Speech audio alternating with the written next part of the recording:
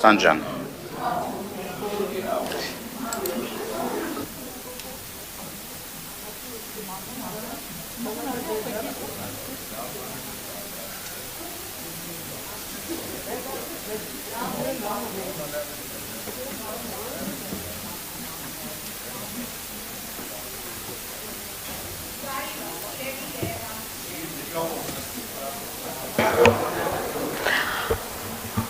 Ուրեմն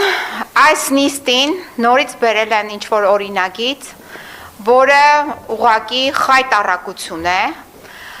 խաբում են ձեզ երևանցիներին և ընդհանուր առմամբ Հայաստանի Հանրապետության բնակիչներին, որ ուզում են իբրև թե բարեփոխում անել, արտոնություններ տրամադրել,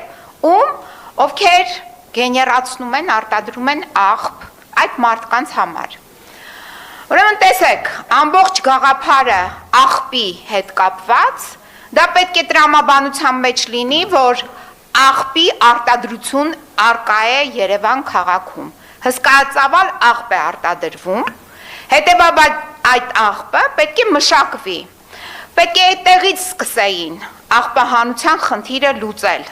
այլ ոչ թե բարձրացնեին աղբահանության վարձը, այն էլ անտրամաբանական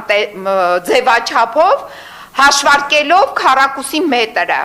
սեփականատերերի կամ, չգիտեմ, տարածքի, որտեղ ապրում են այդ բնակիչները։ Անտրամաբանական, բացարձակ, այսինքն խոսում ենք անգրագիտության մասին։ Մարդիկ մնացել են, այո, նույն դասարանում, տգետ են, անգրագետ են, դպրոց չեն գնացել, համալսարաններ չեն հաճախել։ Ակնհայտ է սա։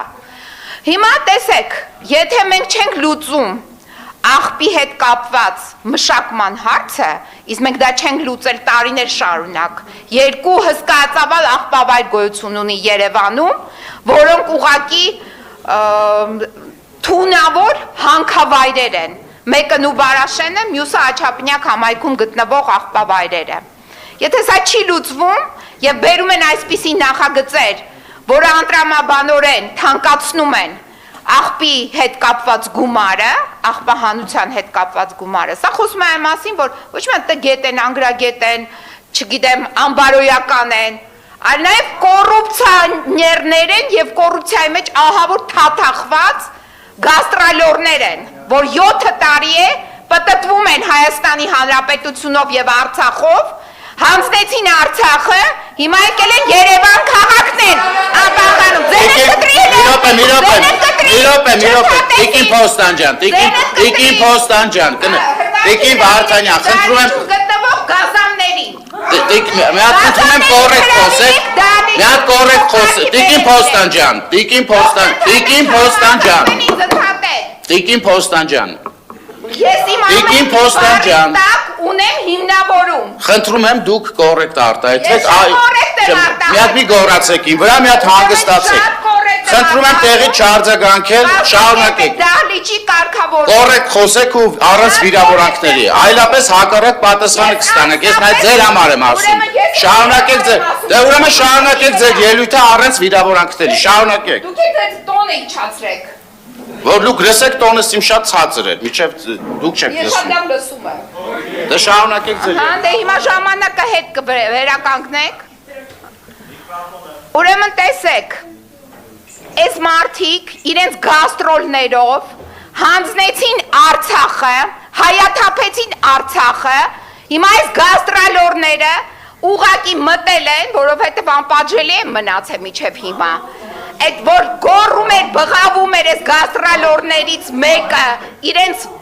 որպես ворց հրճակած, որ ասում էր վնգստում են, չգիտեմ ինչ են անում, հիմա եկել են ստեղ են վնգստում, ասեցի ձենդ կտրի, ասեցի Տիկին Փոստանջան, ուրեմն այս գաստրոլորները եկել են մտել են երևանցիների գրպանը տարբեր միջոցներով, գույքահարկի բարձրացում, հանրային տրանսպորտի գումարի բարձրացում, աղբահանության բարձրացում, այսինքն սրանք ուղղակի այդ կոռուպցիա, թալան եւ այլն իրականացնում են բացահայտ կերպով, բայց չեն մնում պատժված, այսինքն պատիժը նրանց չի հասնում, բայց հասնելու է։ Ուրեմն դուք եք ձեր թայֆեքի մեջ ունեք երկու տիկին։ Մեկը ղեկավարում է արդարադատության նախարարությունը, Սրբույ է անունը, հաջորդն էլ քրեակատարողական ծառայություն է ղեկավարում, անունը Ծովինար է։ Ուրեմն տիկիններ երկու, պատրաստեք այդ բանտերը, խցերը պատրաստեք, որովհետև շուտով այստեղի այս մասան, որ բերել է այս թալանն է կազմակերպում, տեղափոխվելու են այդտեղ։ Դուք կասեք չէ, ասեմ ձեզ այո, որովհետև կյանքի փորձը ցույց է տալիս այս կոռումպացվածների, ովքեր որ ստանձնել են այս երիտասարդ դեմքերով այս ահավոր թալանը, կաստրոլը, ցեղասպանության եւ հայրենազրկության հատ անցնելու են այդ բանտախցերի տարածքները։ Տիկին Փոստանջան, ավարտեք։ Ավարտում եմ, զգուշացնում եմ, Ծովինար եւ Սրբույի կազմակերպի այդ բանտախցերը։ Շուտով Գյումրի տեղափոխվելու է Երևան։ Բայց ամեն դեպքում ես ուզում եմ խոստովանել, որ Տիկին Փոստանջան առանց ձեզ շատ տխուր էր, լավ է, որ գալիս եք, մասնակցում եք, Արամ Թորոսյան։ Դրա համար ասում եք շուշուտ եկեք